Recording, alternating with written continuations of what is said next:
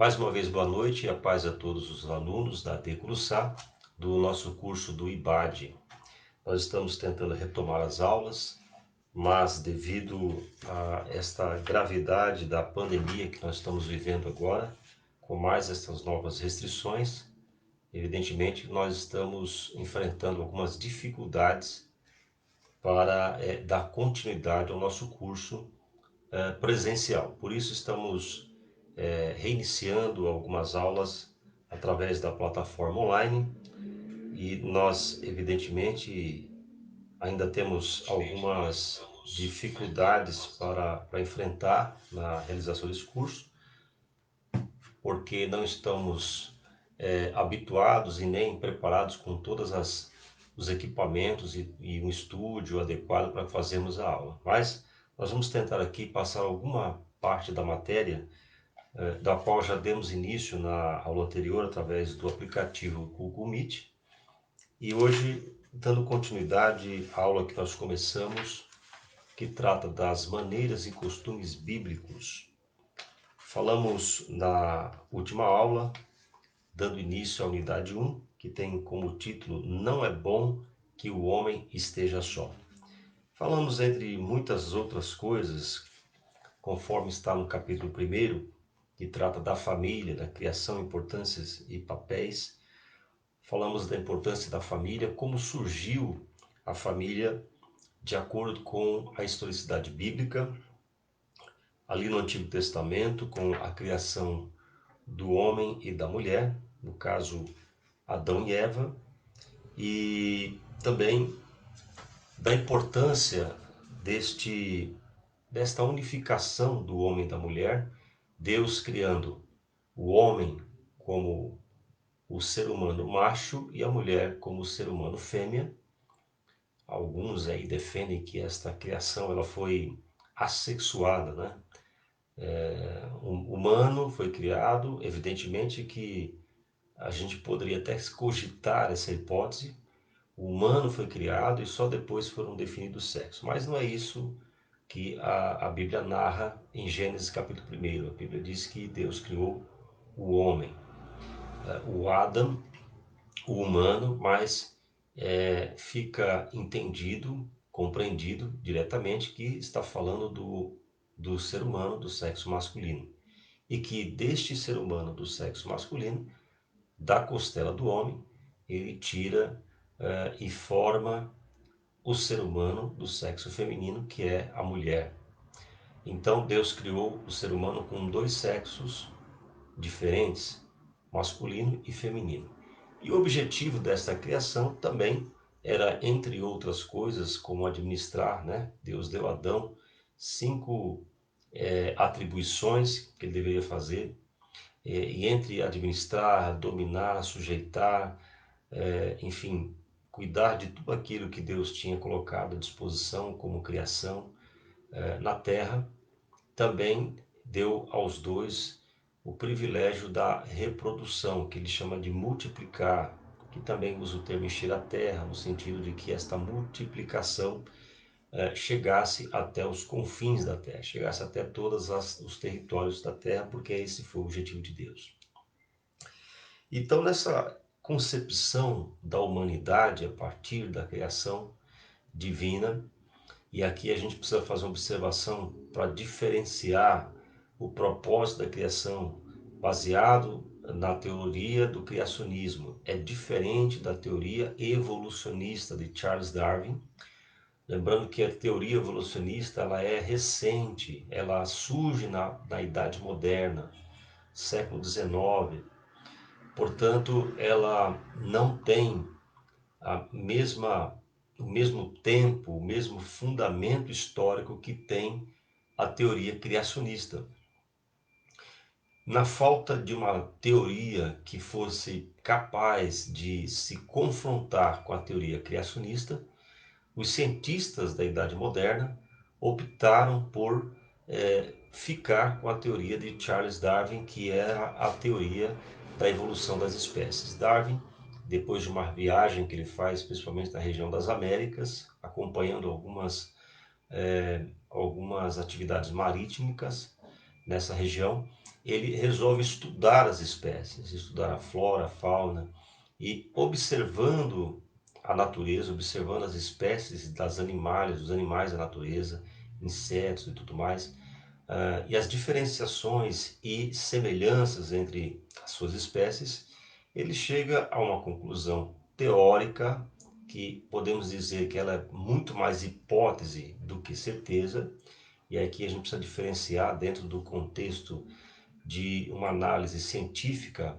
Quando você estuda a metodologia científica, existe uma diferença entre aquilo que é hipótese e aquilo que é tese.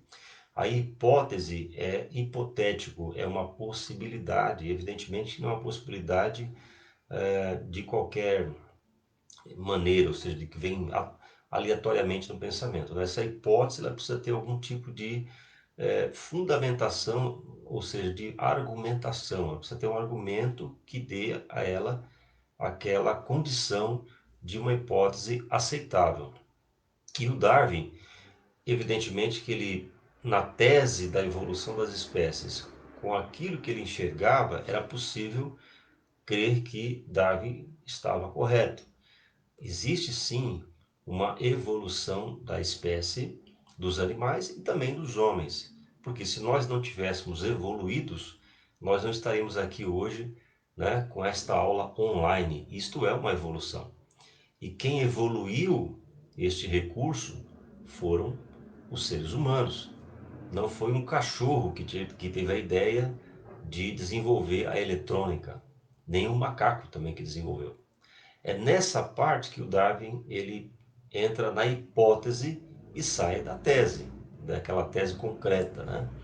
Porque na hipótese, ou seja, dentro do conceito de Darwin de evolução das espécies, ele acredita que o princípio das espécies ela vem de uma coisa só. Até aí, até aí existe uma razão, porque a própria palavra de Deus nos mostra que no caso do ser humano, ele parte de um boneco de barro, ou seja, parte de um primeiro formato criado pelo próprio Deus. E do primeiro homem sai a mulher, e deste casal que se reproduz sai todos os seres humanos da terra.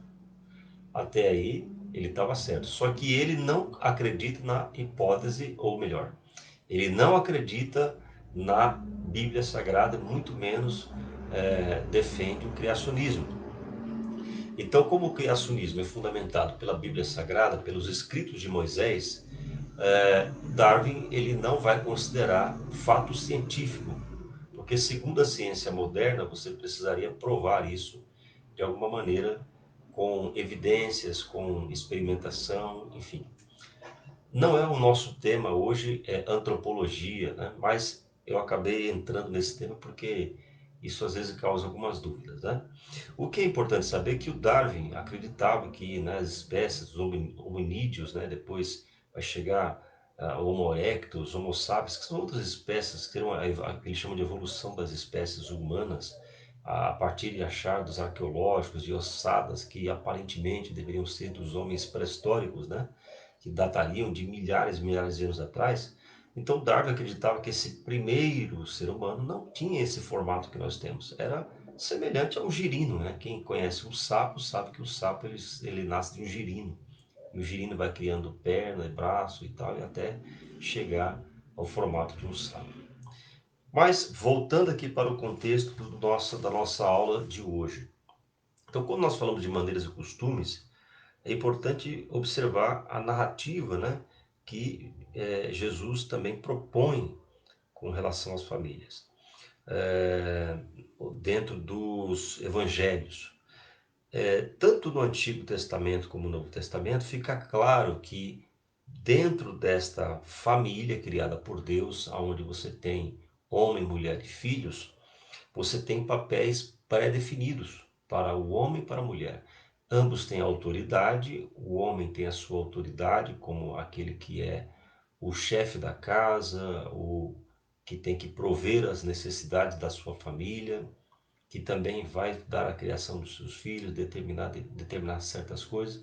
E a mulher tem a sua autoridade também, juntamente com o homem, no que diz respeito à criação dos seus filhos, à educação, né, ao cuidado, à maternidade, ao cuidado da criança, e também às coisas da casa, à adoração a Deus, uma série de atividades. Nós vamos ver aqui com mais detalhes. Esta família, né, que segundo Gênesis capítulo 2, 21, 23, diz assim: essa é, pois, carne da minha carne e osso dos meus ossos, será chamada varoa, porque do varão foi tomada. Então aqui fica claro que há uma unidade no casamento. Desde a criação, quando Deus cria a mulher a partir do homem, é como se ele dissesse o seguinte: olha, é da tua costela, ou seja, ela é tua parte, ela te completa, porque ela saiu de ti. E isso vai ser expressado na Bíblia Sagrada, no Novo Testamento, né? Na carta aos Efésios, quando Paulo escreve, né? A carta aos Coríntios, na primeira carta, capítulo 7. Então, quando fala da noiva, dessa relação da igreja com Cristo, da relação do povo de Israel com Deus, né? Era uma relação que, inclusive, quando Deus dá a profecia a Oséias, ele até faz ali menção de que Oséias amasse uma mulher adúltera, mostrando que Israel se comportava como adúltero diante de Deus, porque Deus tinha Israel como a sua, a sua amada, o seu povo amado, né? Por isso que a igreja vai ser a noiva de Cristo. Mas é interessante, então, observar que este casamento ele foi fundamentado, ele foi instituído pelo próprio Deus, com o objetivo de dar à criação um propósito para o qual ele tinha criado. Os animais têm o seu propósito, enfim, as árvores, as plantas têm o seu propósito na natureza, e o ser humano também tem o seu propósito específico. Ele é a coroa da criação, né? Então, Deus deu ao homem racionalidade. É interessante que a família tem tanta importância no contexto bíblico que Deus e Jesus, no caso ali Deus, na sua trindade, né? O Pai, o Filho e o Espírito Santo. Então, o Pai, ele se apresenta com o Filho e o Espírito Santo, e alguém até tem alguma dificuldade em entender se existe ali uma escala hierárquica, né, entre o Pai e o Filho, já que dentro da ótica humana, o Filho está subordinado ao Pai. Dentro da ótica divina, de certa maneira, quando Jesus é chamado o Filho de Deus, ele está subordinado àquele propósito, àquela missão.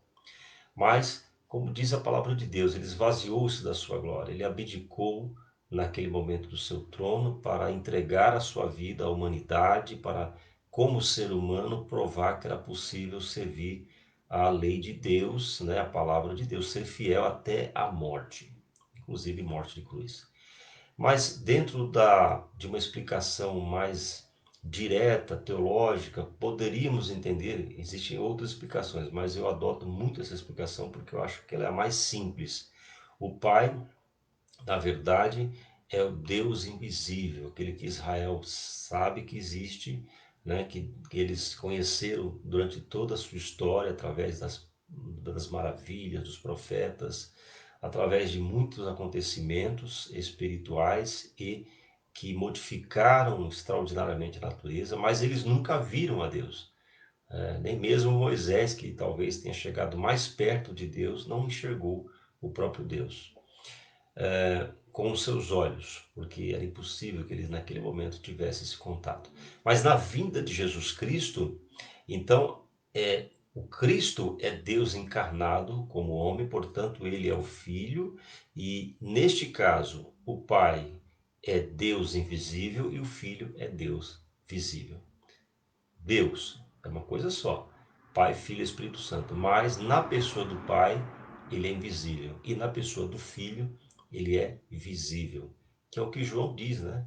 Que ele foi visto, né? Ele esteve entre nós e muitos testemunharam, né? As trevas não entenderam, né? Porque a luz estava entre nós. Ele era o Verbo que se fez carne. Ele é o Verbo que se fez carne. Agora, o Espírito Santo é a ação de Deus. Então, todas as vezes que Deus age é pelo Espírito Santo. Voltando aqui para a importância da família, então, este relacionamento familiar foi a tratativa que Deus colocou em sua missão entre o pai e o filho, né? O pai apresentando o seu filho à humanidade e o seu filho apresentando o seu pai. Quem vê a mim vê o pai. né? Era o que Jesus falava. As famílias tiveram muita importância na Bíblia Sagrada. Inclusive, os principais acontecimentos da Bíblia estão num cenário familiar, né? Adão e Eva.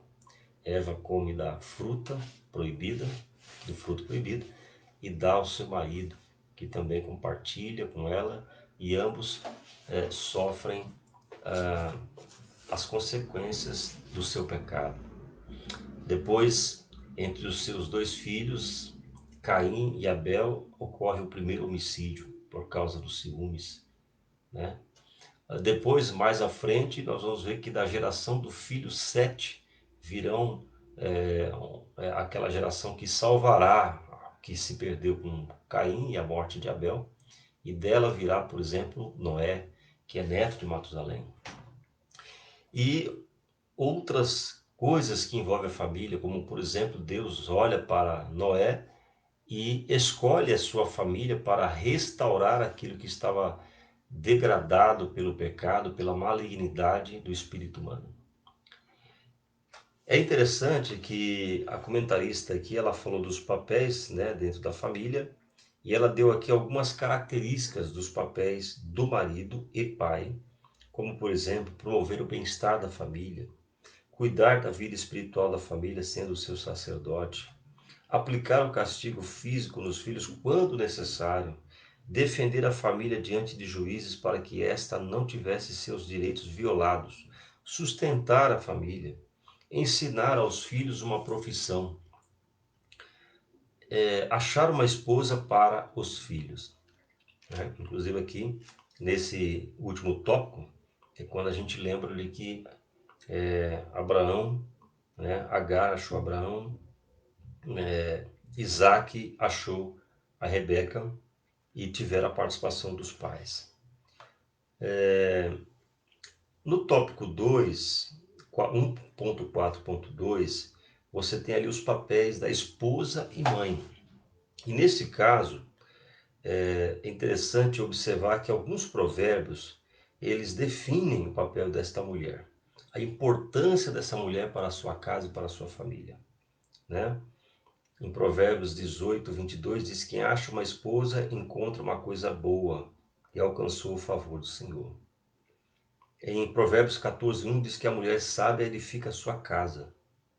Em Provérbios 31:10 diz que a mulher virtuosa, quem achará? Seu valor muito excede o de finas joias. E assim por diante, muitos outros provérbios.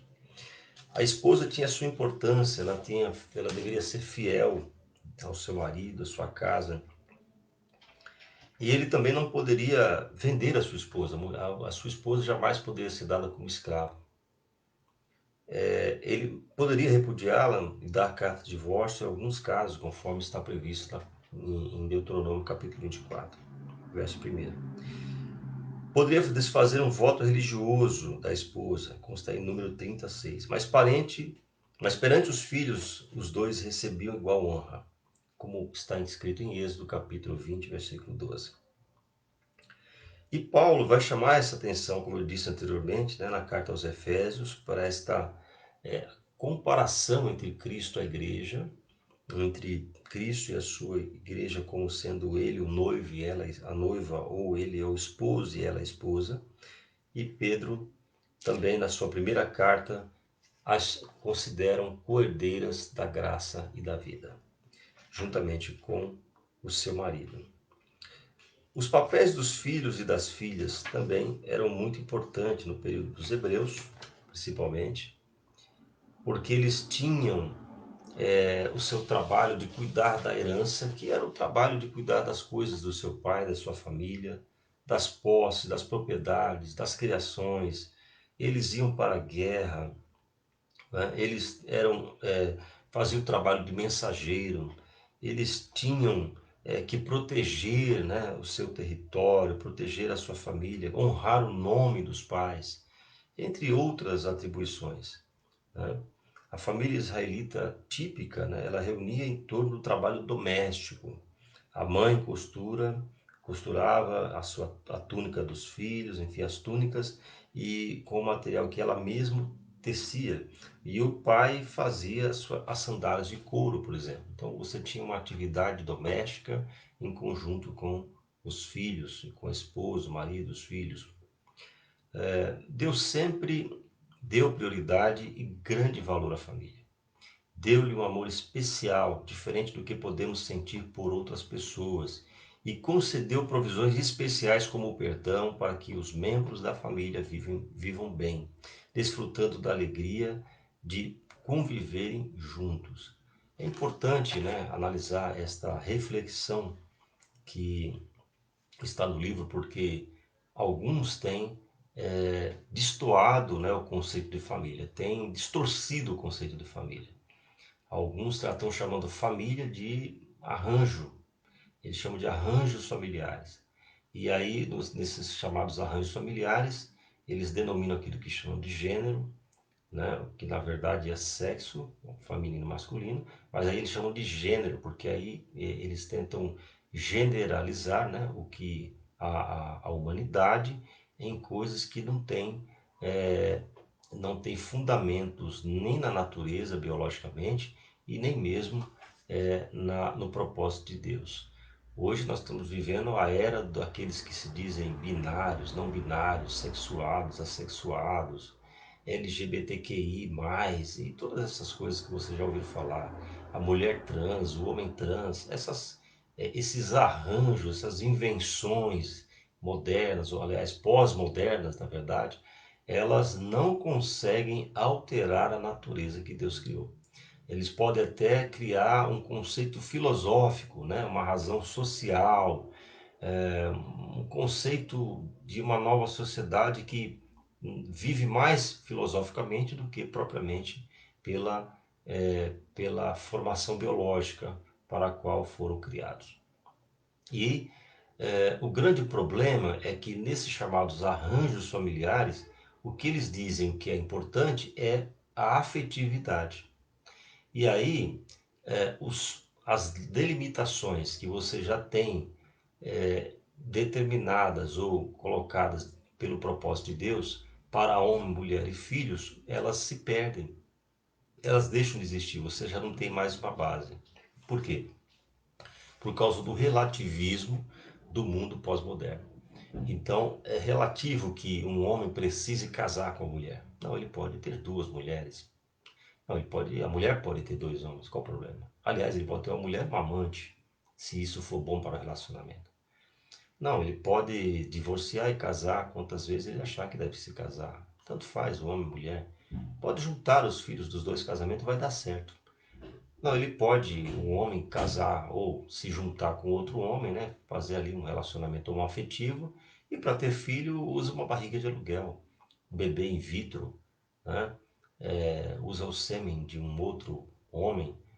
Mas como alguns artistas, né, utilizam o sêmen de um homem que elas escolhem, geram aquilo in vitro, né, e depois é que se torna uma criança, e aquela criança nasce de um pai que não é pai, porque ele não teve nenhum tipo de relacionamento com a mãe, né, e de uma mãe que também não é exatamente um relacionamento de casamento, né? Apenas foi um arranjo familiar. Aquela mãe continua vivendo sozinha, por escolha ela teve um filho com um homem que ela desejava porque tinha as características e os aspectos que ela esperava.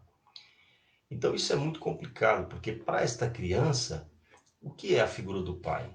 Para nós cristãos isso é muito claro, porque nós temos como referência o pai e a mãe. O que o pai faz, geralmente o filho observa e a filha também. E o que a mãe faz, vice-versa. E os pais, então, estão sempre procurando passar uma lição de vida para eles. Porque quando eles saírem das casas, dos seus lares, né, e fazer aquilo que a Bíblia diz, unir-se ao outro numa só carne, no só corpo, deixando a casa dos seus pais, eles já têm as suas referências de um matrimônio que são baseadas em princípios e valores cristãos, né? O princípio da autoridade do homem, da postura masculina, da postura feminina, né? Uma coisa não se confunde com a outra, não se mistura. E neste momento que nós vivemos um relativismo cultural, e isso muito tem a ver com a origem do marxismo cultural, né, se relativiza esses relacionamentos. Então não existe mais o certo e o errado. Não existe mais a verdade. A minha verdade é uma, a sua é outra. Quer dizer, que verdade que é essa? Se cada um tem sua própria verdade, então não existe a verdade, né? Se não tem certo ou errado, então o que eu vou ensinar para as crianças? É por isso que a atual geração ela fica tão confusa. Eles sofrem. Por que eles sofrem? Porque eles não têm uma definição correta do que é certo ou errado, do que é verdadeiro, do que é mentira. Por falta dessa referência, dessas certezas que nós tínhamos na nossa geração, eles ficam perdidos no mundo, né? E começam a ficar confuso na vida e dar passos cada vez mais confusos, porque se começa dessa forma, termina cada vez pior.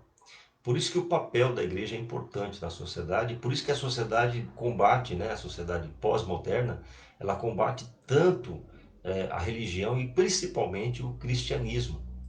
Não o cristianismo falso, né, não o pseudo-cristianismo, mas o cristianismo verdadeiro, que traz consigo os princípios e valores cristãos que estão baseados na Bíblia. E é interessante, né, no capítulo 2, quando fala aqui do desenrolar da vida, geração, nascimento e formação. Então, os filhos eram algo desejados, né, pelos pais. Em Gênesis capítulo 1, versículo 28, né, quando Deus criou o homem e a mulher, ele diz: sede fecundos, multiplicai-vos e enchei a terra. Né? E evidentemente que nós já ouvimos muitos dos irmãos mais antigos entender que esta palavra encher a terra tinha a ver com a multiplicação total da terra. Então, quanto mais ter filhos, melhores. Na verdade, para o povo mais antigo, ou seja, do Antigo Testamento, né, a visão era mais ou menos essa: quanto mais filhos, mais próspero. Uma família com muitos filhos era uma família feliz. Uma mulher que tinha muitos filhos era uma mulher próspera diante de Deus, era uma mulher que ela foi muito abençoada por Deus. E o seu marido era muito feliz. Quem não se lembra do relacionamento de Jacó com as suas duas mulheres? Ele casou-se primeiro com Raquel, aliás, primeiro com Lia, que era mais velha, e depois, só depois de 7 anos, casou com Raquel. Mas Raquel não dava filhos.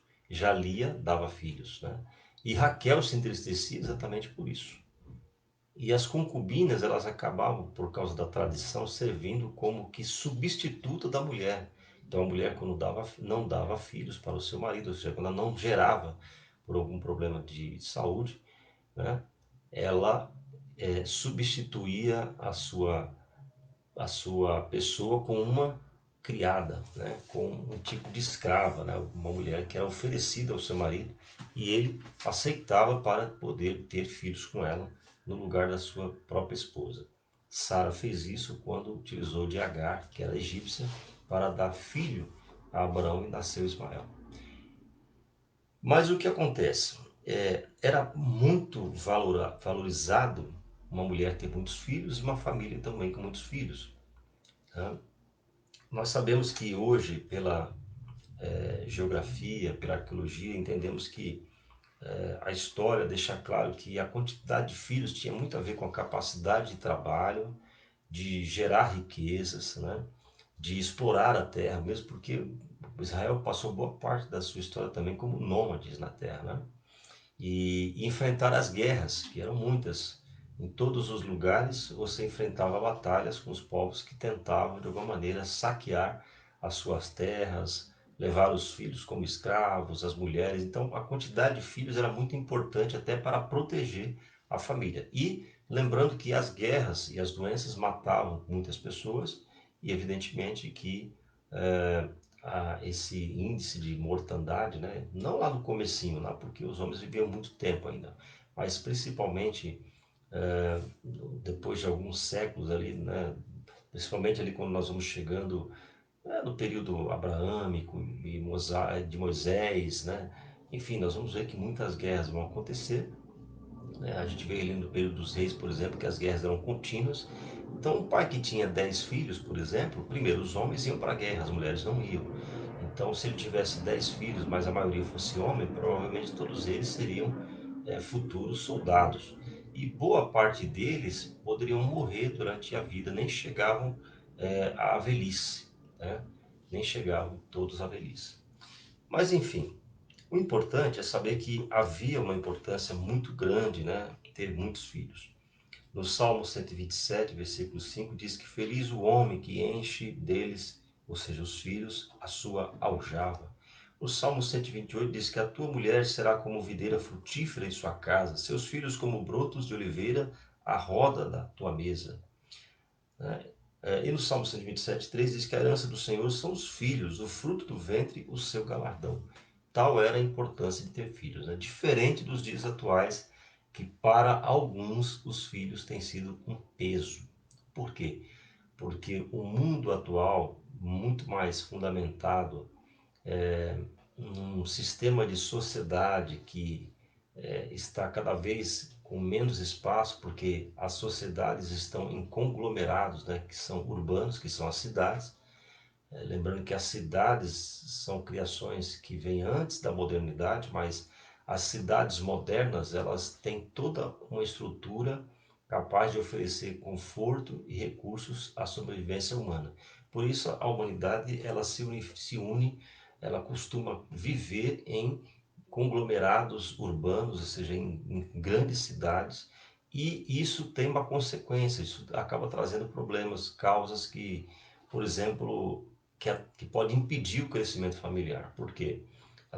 Exige-se mais tempo de trabalho das pessoas para ter recursos financeiros e os espaços são cada vez mais caros, ou seja, por causa da exploração imobiliária, por causa do pouco espaço na área urbana, então as famílias ficam em ambientes cada vez mais confinados e menores. Por isso, eu me lembro quando eu era criança, falar que você morava num apartamento era, de certa maneira, vou dizer humilhante, mas era desagradável, porque os apartamentos eram alguns chamavam de gaiolas, enfim, a pessoa está lá presa naquele quadradinho e tal. Hoje não. Hoje os apartamentos, né, os prédios são a moradia preferida das grandes cidades. E não existe ninguém fica chateado por morar no apartamento, a não ser o incômodo de ter que respeitar as regras de um condomínio.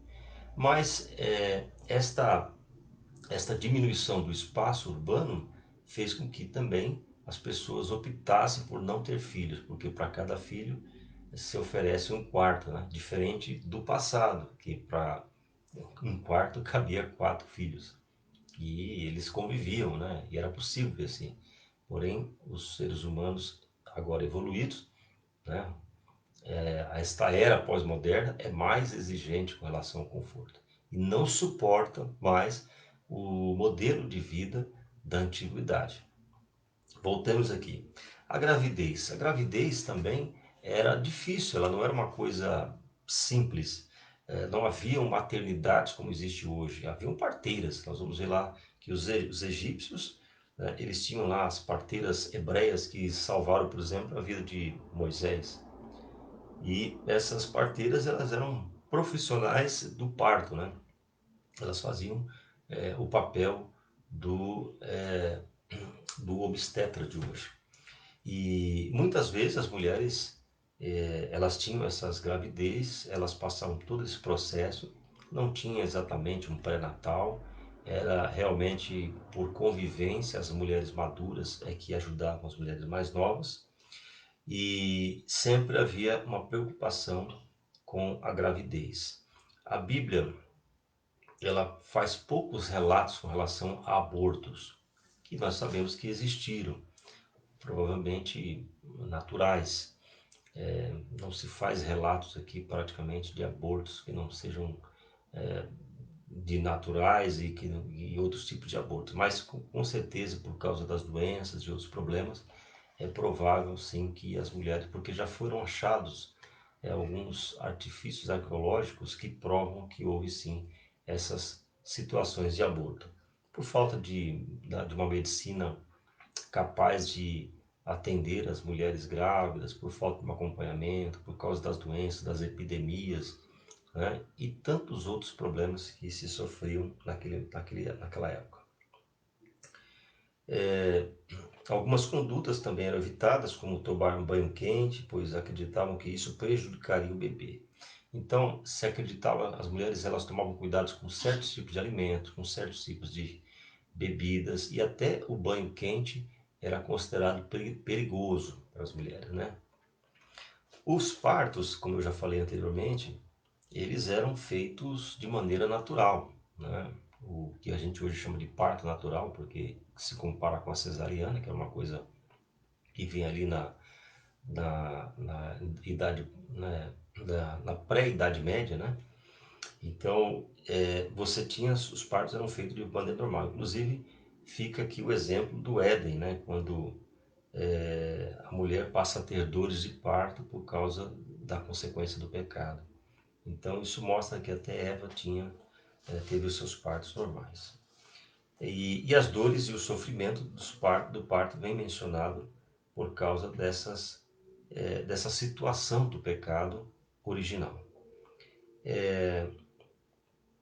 O sofrimento no parto levou, inclusive, a óbito algumas mulheres. Como eu falei anteriormente de Raquel, quando deu luz a Benjamim, que está escrito em Gênesis capítulo 35, quando deu luz a Benjamim, né, depois de José, que foi o primeiro filho, ela acabou falecendo durante o parto, por causa de consequências, enfermidades causadas ali, né, nas vésperas do parto daquela criança.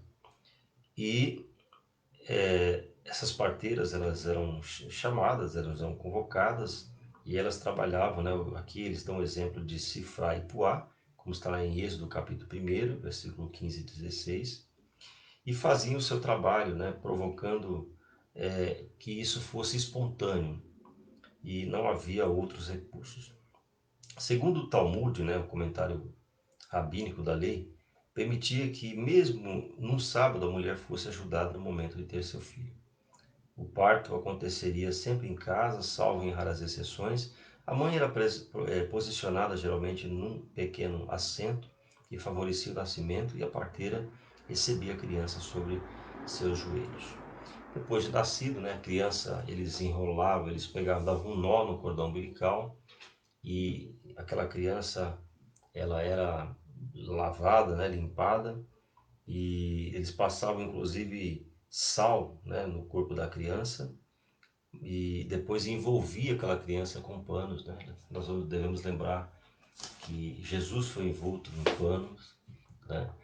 Se não precisa voltar aos tempos da Bíblia, aqueles que são mais velhos, né? Eu lembro que quando eu era criança, um bebezinho, quando ele nascia, ele ficava enrolado um tempão naquelas mantas, né, para manter aquecido, e normalmente a criança nascia de olho fechado.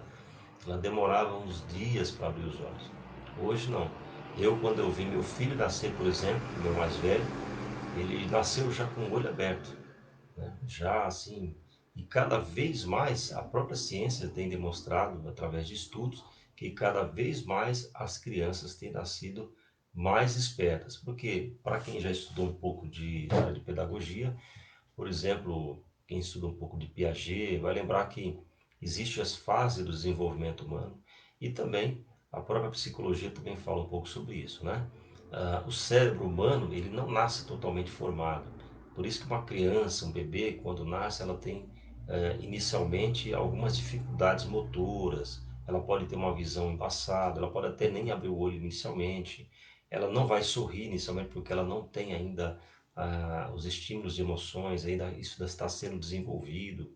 Ela não vai ter a capacidade de falar, ela vai demorar, porque o cérebro precisa ele se completar e depois de completado, ele vai passando pelo processo de desenvolvimento e boa parte desse processo é explicado por Jean Piaget. Voltando aqui então, depois era dado um nome a essa criança. Depois que se nascia, se fazia toda uma propaganda do nascimento da criança e se dava um nome. O nome poderia ter vários significados, que eram escolhidos por vários motivos, por comemoração de uma data, ou pela escolha do pai, ou por uma situação que passou, ou significava alguma coisa, algum ato.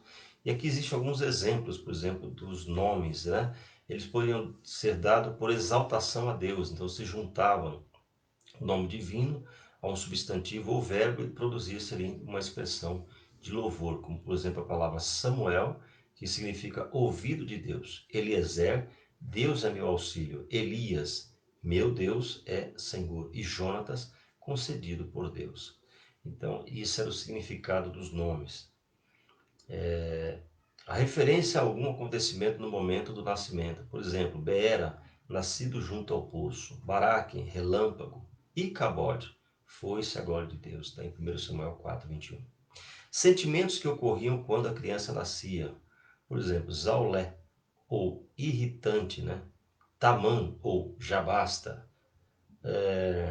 No caso de quando Raquel teve Benoni, ele diz assim, ou filho da minha dor.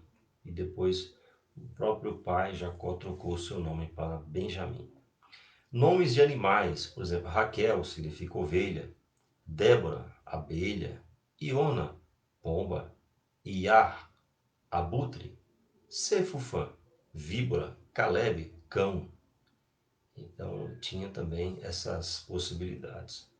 Nomes de plantas, apesar de ser mais raros, mas você tinha, por exemplo, Tamar, que significava palmeira, Zeitã, oliveira, Elon, carvalho. Situações simbólicas, então, Lo-Ruama, desfavorecida, Lo-Ami, não meu povo, Jezreel, tragédia. Quem não se lembra, né, do vale de Jezreel, que é citado, inclusive, por alguns profetas e no livro do Apocalipse. Então, esses eram os nomes e da forma que eram escolhidos. Tinham seus significados. Não é cultural da nossa parte fazer a menção de nomes se referindo a alguma coisa específica. Muito raramente isso acontece na nossa cultura. Geralmente nós escolhemos mais pelo estilo, pela beleza e tudo mais. Às vezes até para acompanhar o nome do avô, para honrar o nome de alguém. Essa nossa tradição geralmente acaba honrando o nome de alguém. E alguns mais desavisados, né, escolhem o nome assistindo novela. Né? Obrigações legais seguidas ao nascimento. A lei prescrevia algumas normas para serem observadas quando nascia uma criança. São elas circuncisão, redenção do primogênito e purificação da mãe. Então, a circuncisão é aquele rito que consistia no corte do prepúcio. Todo menino judeu, né, era circuncidado ao oitavo dia, o próprio Cristo, né, o próprio Jesus foi circuncidado. Essa prática foi estabelecida desde o pai Abraão e foi seguida como um sinal. Né? Isso era feito com a utilização de facas e pedras especialmente preparadas para esse fim. Então, era uma cirurgia arcaica, né? Com certeza gerava alguma dor, sangramento, e era o que se fazia naquele tempo. Há registros bíblicos de circuncisão realizada pelo pai, pela mãe e por um especialista, conforme registro literário extra-bíblico. Muito bem. O termo circuncisão, também usado na Bíblia, simbolicamente para mostrar a lealdade de um povo com Deus, como está em Deuteronômio 10,16, ter o coração circuncidado significava ter uma relação de fidelidade com o Senhor. A redenção do primogênito. Um dever importante que a lei prescrevia era a redenção do primogênito. Está lá em Êxodo capítulo 13, versículo 2 ao 12. Vamos dar uma lida aqui. Êxodo capítulo 13, versículo 2 ao 12, para a gente ficar mais inteirado com este assunto. Né? Vou começar do primeiro aqui. Então falou o Senhor a Moisés, dizendo: santifica-me todo o primogênito, o que abrir toda a madre entre os filhos de Israel, de homens e de animais, porque meu é. E Moisés disse ao povo: lembrai-vos deste mesmo dia em que saísseis do Egito, da casa da servidão, pois com mão forte o Senhor vos tirou daqui. Portanto, não comereis pão levedado. Hoje, no mês de Abibe, vós saís. E acontecerá que quando o Senhor te houver introduzido na terra dos cananeus e dos heteus e dos amorreus, e dos heveus, e dos jebuseus, a qual jurou a teus pais que ele te daria, terra que mana leite e mel, guardarás este culto neste mês. 7 dias comerás pães ázimos, e ao sétimo dia haverá festa ao Senhor. 7 dias se comerá pães ázimos, e o levedado não se verá contigo, nem ainda fermento será visto em todos os teus termos. E naquele mesmo dia farás saber a teu filho, se dizendo: isto é pelo que o Senhor me tem feito, quando eu saí do Egito. E te será por sinal sobre tua mão e por lembrança entre teus olhos, para que a lei do Senhor esteja em tua boca, porquanto com mão forte o Senhor te tirou do Egito. Portanto, tu guardarás este estatuto a seu tempo de ano em ano. Também acontecerá que quando o Senhor te houver introduzido na terra dos cananeus, como jurou a ti e a teus pais, quando te houver dado, separarás para o Senhor tudo que abrir a madre e todo o primogênito dos animais que tiveres, os machos serão do Senhor. Então, esta era a redenção do primogênito. Esta é a redenção do primogênito. Esse rito era trazer à lembrança duas verdades. Todo primogênito filho do ventre ou toda a primeira cria de animal pertencia a Deus. Lembrava o Egito e a libertação maravilhosa de Deus quando os primogênitos dos hebreus foram livres do anjo da morte. A purificação da mãe. Então, a mãe também passava por um período de purificação, como está em Levítico capítulo 12. Né? A criança nascia e a mãe ficava cerimonialmente impura. Isso significa que ficava impossibilitada de frequentar o tabernáculo ou templo e tocar nas coisas sagradas. Ela também ficava nessa condição nos dias da sua menstruação. Nós já sabemos isso, né? Porque no tempo da lei se determinava esse afastamento, e a gente sabe que nos dias de hoje que isso foi muito importante para, inclusive, preservar tanto a saúde da mulher como a saúde do seu companheiro e da sua família, enfim, daqueles que tinham mais contatos próximos. Bom, nós vamos parar nesta parte, depois a gente completa com o desenvolvimento físico da criança e a educação da criança, e depois entramos em seguida no capítulo 3, falando sobre o casamento. É importante nós lembrarmos que todos esses contextos que foram ditos aqui, eles fogem da nossa realidade. Então, para nós é difícil entender algumas coisas, e para alguns mais desavisados, pode surtir como se fosse um tipo de discriminação. Algumas mulheres podem considerar que foi machismo, enfim. Então, não pode se confundir aquela época e aqueles costumes com os dias atuais. Hoje nós temos uma concepção um pouco diferente da sociedade e dos papéis, né? O que ainda se mantém firmado é o verdadeiro cristianismo, porque mantém princípios e valores bíblicos estabelecidos desde os primórdios. É importante sempre observar que mesmo esses acontecimentos sendo muito antigos, e essas práticas, algumas delas até caiu em desuso por uma série de questões, muito do que se faz hoje em termos de sociedade tem a ver, tem a ver com essas tradições e com estas práticas até ritualísticas. O próprio casamento, como nós conhecemos atualmente, que é 90% esse casamento que nós conhecemos na igreja, com cerimônia, com a bênção religiosa, tem a ver com estes princípios, com esses valores que foram estabelecidos pelas primeiras, pelo povo de Israel e por Deus através da sua lei. Então nós vamos encerrar por aqui a nossa aula de hoje, espero que vocês tenham gostado, e depois podem comentar e estudem a apostila, e quem sabe na próxima aula nós teremos aí uma participação de todos vocês no vídeo ao vivo, para que possamos interagir no aprendizado do curso de teologia, curso básico, através do método do IBAD da AD Curuçá. Deus abençoe a todos vocês e boa noite.